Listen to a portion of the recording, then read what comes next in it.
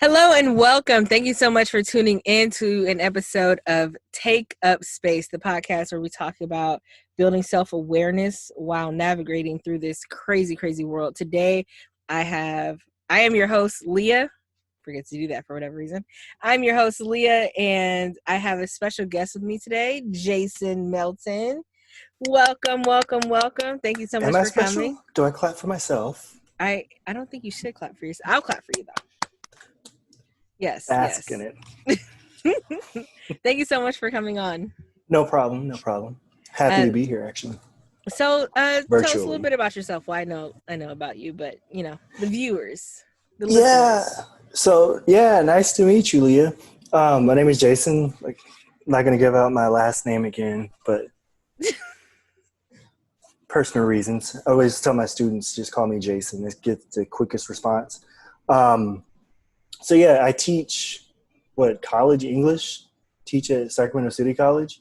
That's about it. 33 years old, 6'5", enjoy long walks on the beach. Oh, Lord. Trying to get discovered, Oh, okay. So what roles can you play? What age do you play between?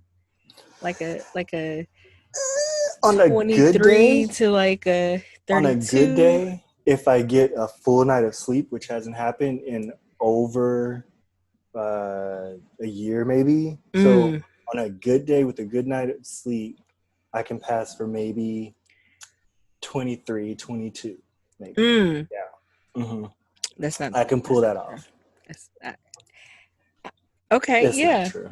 It's not true really not. No. I don't know why you would say that. It's not true, but I appreciate you coming on because I thought that it would be a great time to talk about procrastination. Is it ever a good time to talk about procrastination, or should you just wait until later? I wanted procrastinators to unite, but they kept saying tomorrow. So, I just... The name of the game. Procrastination sucks. That's one of the reasons why I was like, college is not for everybody, because procrastination is... Especially with the age group that I teach, which is mostly freshmen, so people that are literally either 18, 19 years old, they procrastinate on everything, no matter how many frameworks and how many breadcrumbs you leave for them. They're going to wait until the last minute to do it, or at least until the last 20 minutes to do whatever. And there's some reasons behind that we'll get into later on. There's some research that's been done on it and all that good stuff. Do you consider yourself a procrastinator? Yeah, it's a part of my process. Oh, okay. Absolutely. You put procrastination in your process? Yeah, it's literally a part of my writing process at this point, or writing anything that I'm getting done. Mm-hmm. Procrastination is maybe the second to third step, because it usually starts with, okay, what is my task? What do I need to do? Mm-hmm. And unpacking that, and then maybe going through this phase where I just panic and just freak out about like, okay, what are they asking me to do? If it's work related or school related, I go in on my teachers a little bit or my bosses and just rant about how much what they're asking me to do doesn't make sense. Okay. That's a part of my process. And then it gets to the point where I have to sit on whatever I'm working on and sit on it for maybe a week or two. How much time do you have to get these projects done? Like if I'm working on a syllabus, then I have the entire summer to work on it. Yeah. And I'm working on it in bits and pieces and kind of puzzle piecing it together in Jigsaw or whatever, and just having these different notes that are placed around. Like I have Post-its here. I think I talked to you about this, like a potential assignment that I have. Came up with a debate assignment that I came up with maybe 2 months ago, and it's just sitting on my wall. So I have things like that, but if I'm thinking of actually sitting down and getting a task done and just finishing it, that doesn't work out for me, because I need time to really sit on something and just ruminate on it. That it's interesting that you say like you have to sit on something, or even when you talked about getting the assignment, knowing what you have to do, started the project, have that time to panic, because I listening to TED Talks, reading different blogs, and not anybody really worth quoting, but the consensus was that procrastination is a form of stress. Mm-hmm. And I never thought about it like that. I always kind of just was like, I'll do it later. Like, I do my best work under pressure. That has been the lie that I've told myself so many times. But when you're procrastinating on a task, and this is something that goes back to, I guess, like the culture that we're in, that tells us that we have to use every minute to get something done. You know what I mean? Oh, That yeah. productivity culture, that workism culture. Like, I even have an article that I signed for my students, and that I swear by at this point, just called "Workism is Killing Americans," something like that. Workism culture. We got to go back to Yeah, that. But yes. Okay, go yeah. ahead. Long story short, the workism thing is that in America, work is treated as a religion instead of it being a So part of true. someone's identity. It is someone's identity, and so they just completely consume themselves with work. And so I always think of that playing into the procrastination thing, where we're supposed to spend every single waking moment doing something productive, getting something accomplished. When in reality, when you're waiting to, or when you're procrastinating, when you're putting something off, are you still thinking about whatever that task is, or are you thinking about ideas? No. You're not? No. So when I Oh, you're like textbook procrastinate, procrastinating. like when I procrastinate, like when you, oh man, and I will never forget this. Oh, Lord. I got a call from you guys, and it's like, Leah, what are you doing? Oh, I'm cleaning baseboards. Yeah. Okay, Leah, what should you be doing? It's Yeah. just like, And actually, you do the same thing with me. Like, if you'll call and I'm baking something, you're like, that sounds good. So what should you be doing? Like, what are you supposed to be doing right now? Because yeah. I procrastinate. That's what I call it. I'm a procrastinator. Like, if Oh, I'm I supposed to be like, working on something, I bake, and it takes my mind off of something. see, and I think that that helps me because I have time to kind of decompress. Like, Mm-hmm. if I have a big idea or I have a project that's going on, I don't want to think about it until it's done. I want to think about it, take a break, think about it, take a break. Because if I'm Okay. constantly, even while I'm procrastinating, Mm-hmm. cleaning baseboards, vacuuming, or whatever else, Mm-hmm. if I am constantly thinking about it, I'm going to worry, and it's Yeah. gonna like just build my anxiety up And about the it. guilt plays into it. Like, oh, well, I'm supposed to be Oh, working on this. I should be doing this. Yeah. oh, guilt tripping. I thought guilt trip from parents was bad. Guilt tripping yourself for a project that you know you should be good at, even though you don't want to do it. Well, okay. Who's going to be listening to these? Because I can tell you about guilt. No. So one of the things that I'm in therapy. I'm open about that.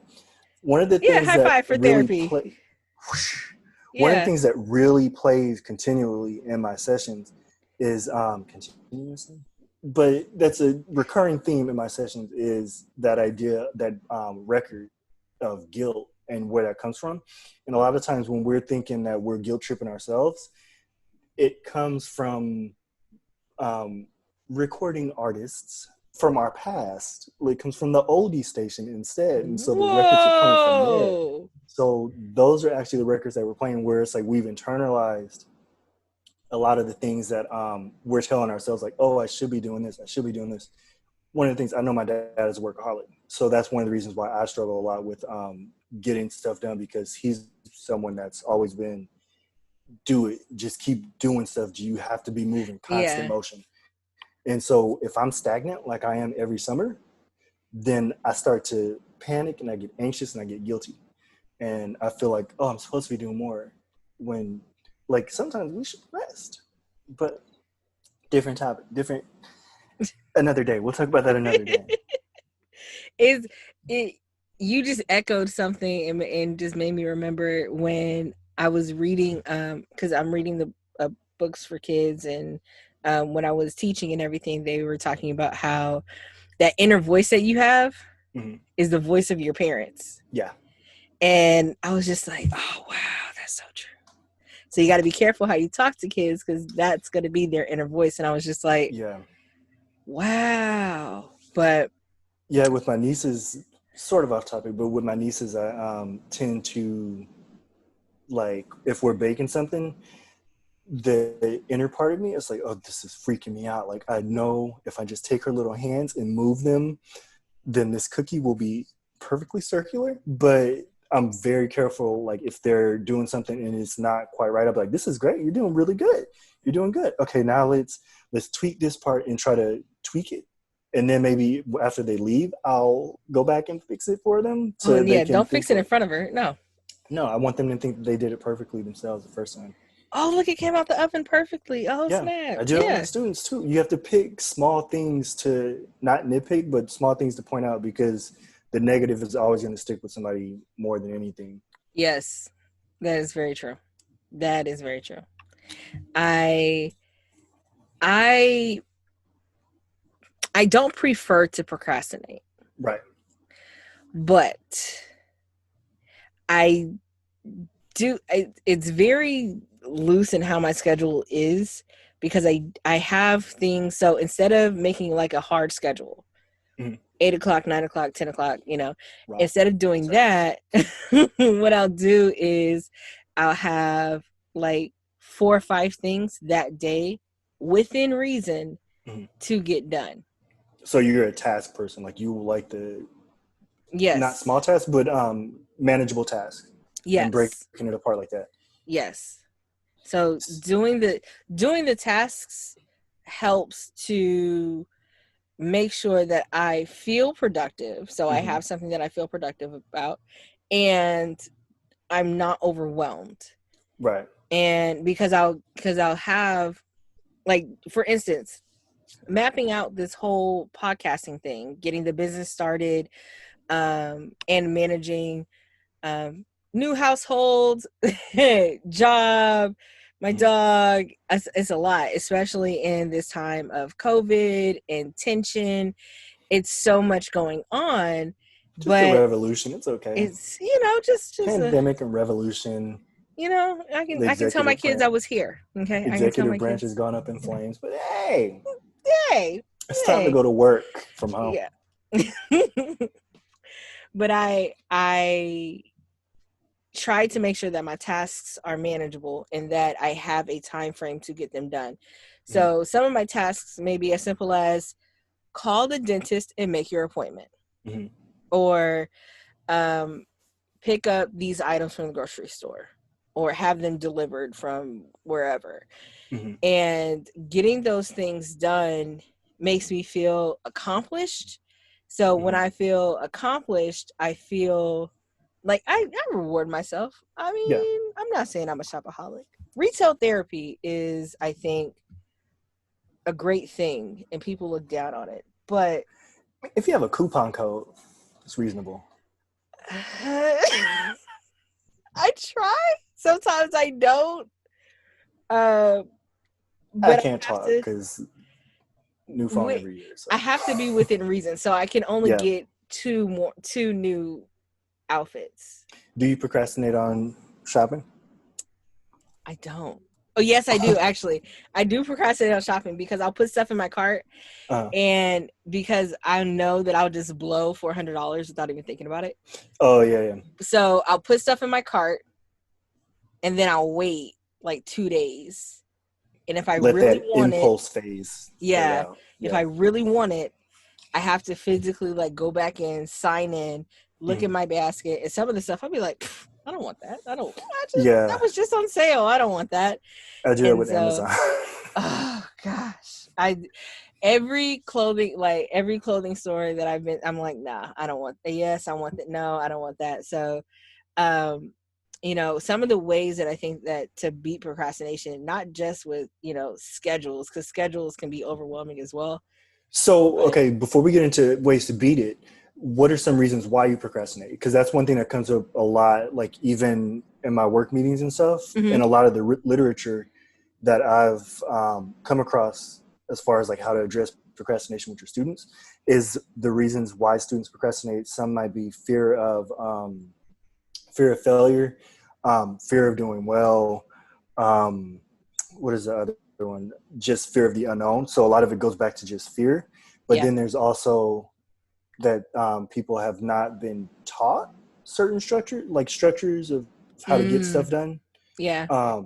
And that hasn't been modeled for the most part. So what are some reasons why you think that you procrastinate? Imposter syndrome mostly. Okay. It goes back to imposter syndrome almost 98% of the time. Like, am I qualified? Like that kind of thing. Yeah, because it's like I have this notion of I do what I do very well. Mm-hmm. When I want to do something, I do it very well, even if I don't like it. Because if I don't like it, I don't want to suck and then not like it at the same time. So I have to at least do it well and still not like it. So I have a fear of success, and it is. I really feel like, because grass always looks greener on the other side. It would make more sense to have a fear of failure, but I know that I'm good. Yeah, I don't think I've never had a fear of failure. Really, it's more so been okay, I'm here now. What the heck am I doing here? Like, what if they discover? What if they find me out? Yes, or, that's exactly what it is. What if I don't live up to? So maybe it is like somewhat of a fear of failure, like a modified fear of failure, for me at least. No, it's okay. So if I had to break down my fear of success, my immediate go-to is the imposter syndrome of, okay, I've accomplished this thing. Did I really do it on my own? What resources did I use? Is somebody else going to take the credit for it? And if they do truly put it squarely on my shoulders, can I replicate it? Or am I going to be found out to be a fraud? Mm-hmm. Because I can't catch lightning twice. Mm-hmm. And so I sit here and procrastinate until I'm like, okay, can't wait anymore. Yeah, I'm just like looking at the days falling off the calendar, time is ticking away, but which is adding to the anxiety and adding to the stress. Terrible, especially when you have a time crunch. But I just have this fear of, like, even when I do well, that it's not, because doing well, maybe that's it.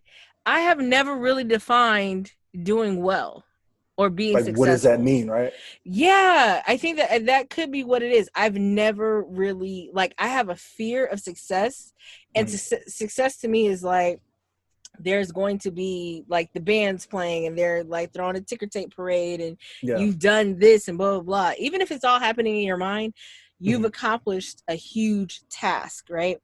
And sometimes you have to put it out, like give it out to your managers or your supervisors or your peers for them to kind of pick it apart and look at it. And accomplishing that huge thing, I don't, and this is going to sound terrible, but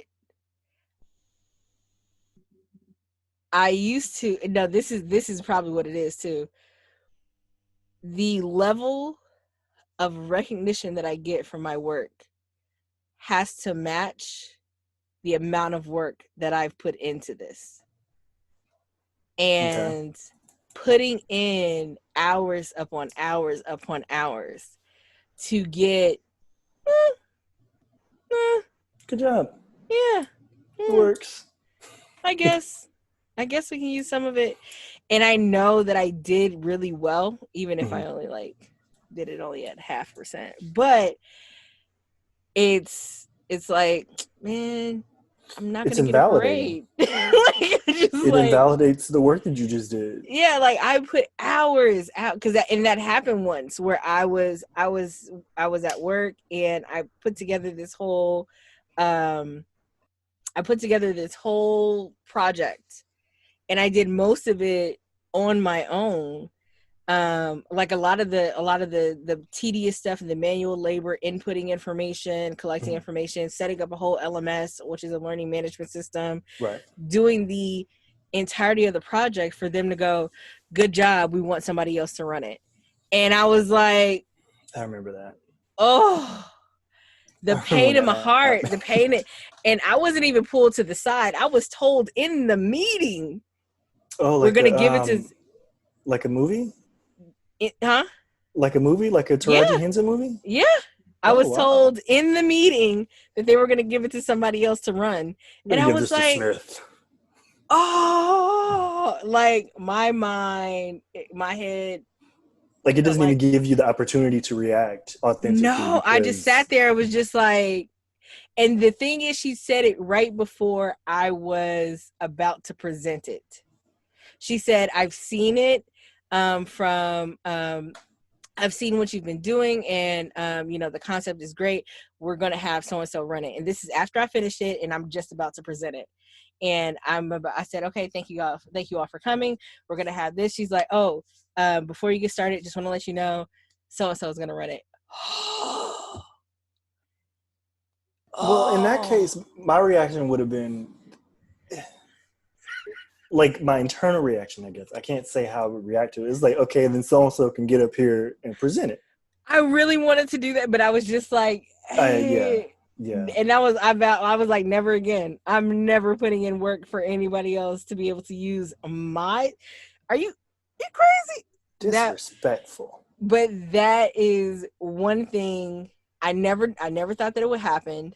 Mm-hmm. But you're working so hard to get stuff done, to do these things or accomplish these tasks or hit these goals or reach these milestones. Yeah. And you have, and maybe that's part of it. There's the unknown, because you expect whatever the project is, you get your kudos or whatever, blah, blah, you help the company, you help this, you help that, you work with these people, you do this thing or whatever, blah, blah. I'm not saying that I'm doing it for the recognition. Well, not anymore. But the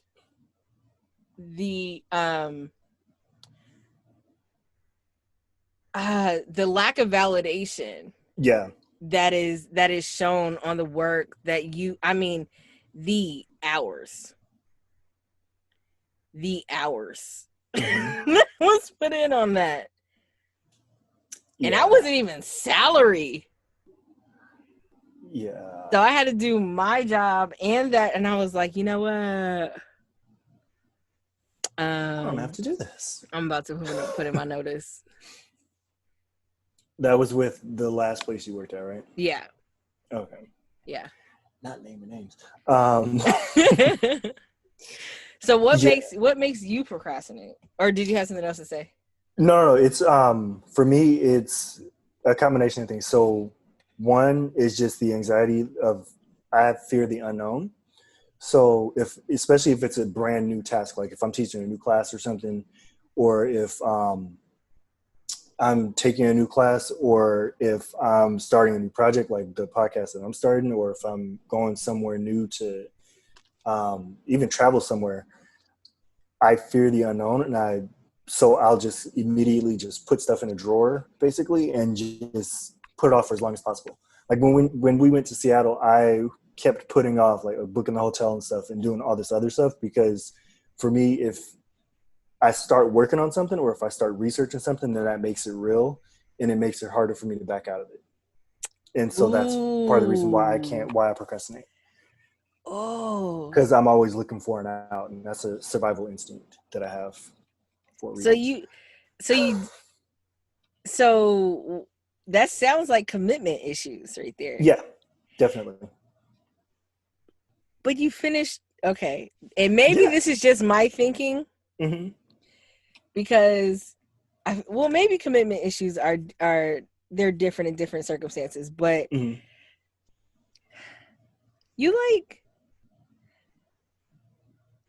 moved and you've lived there for like so many years. Yeah, but think about this. Even I have 2 degrees, right? That was my next point. Yeah, it took me 3 or 4 years to even declare a major. initially when I first started college. Oh, okay. So I didn't even commit to that. But once I was in my major, I was like, okay, I'm not spending that much time here. So I got that done. But yeah, even things like that is like once my mindset with that was like, okay, once I declare this major, it's hard for me to get out of this. And so part of my procrastination also goes into even the car thing, like shopping for a car right now.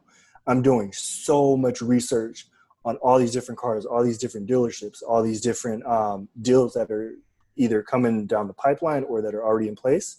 And so I try to get as much information as possible before I actually sit down and commit to something. So that's a part of my procrastination process too.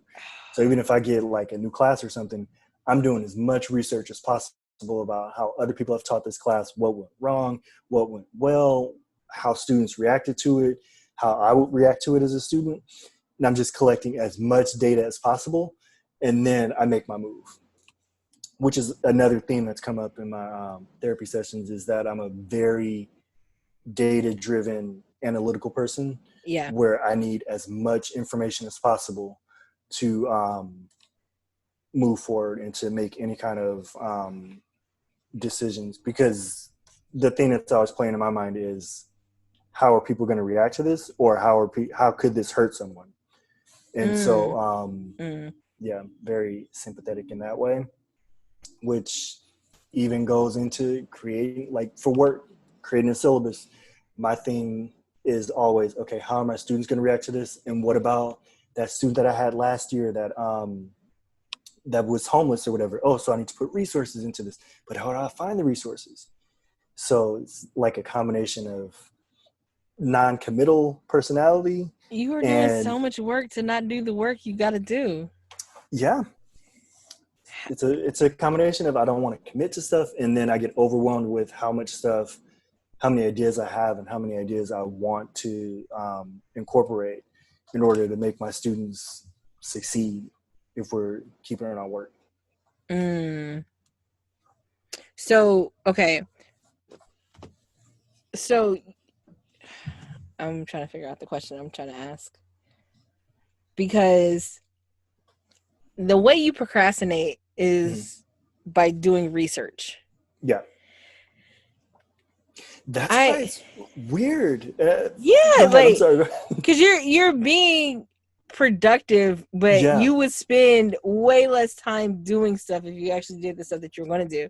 My procrastination is more like, man, the house is clean, I'm going to sleep. Like that's literally what it is. Like if I vacuumed, I swept, I dusted, I've done all the stuff or whatever, and I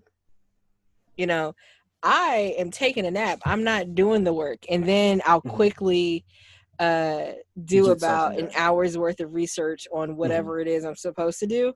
And if I have to like get sources and stuff, I'll take a little bit more time. But if I start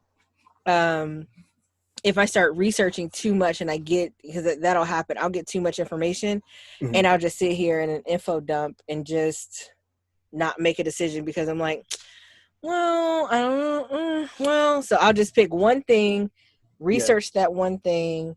If I don't, look at all the kinks and stuff and how to work around it, and then go with that, because otherwise I'll be indecisive. And that's like, indecisiveness and evasiveness are two things that those are weapons that I use like all the time. See, one thing that helps, and I kind of lost my thought, but I'll get back to it, I think. Oh yeah, when you were saying that you go into like, okay, I'm going to research this one thing. So you'll sit down and do like an hour of work. For me, I've realized the more that I've gotten back into writing and stuff, I've realized that I don't do well with formalized, at least for the way it looks for me compared to other people. I don't do well with formalized writing processes where like I sit down like, okay, I'm going to do an outline and then I research this and then I write this. For me, it's very fragmented, like where I'll start off with, okay, I'm going to write something first and just brain dump everything out, and then step away from it for a week, and then come back to it and do like a reverse framework and then start researching. Thank you so much for tuning in today. I have been your host, Leah. My guest today was Jason. You can find him on Instagram at JJ_Newberry. Please join us next week as we continue the conversation of procrastination and, more importantly, how we have found to beat our procrastination and getting things done. And make sure that you follow us on social media. Twitter, Facebook, and Instagram at Take Up Space Pod. That's Take Up Space POD. Make sure that you share, like, and subscribe. Make sure you leave a comment to let us know how you have beat procrastination and some of the reasons that maybe you procrastinate. Very insightful. Well, we'll see you next time. Bye.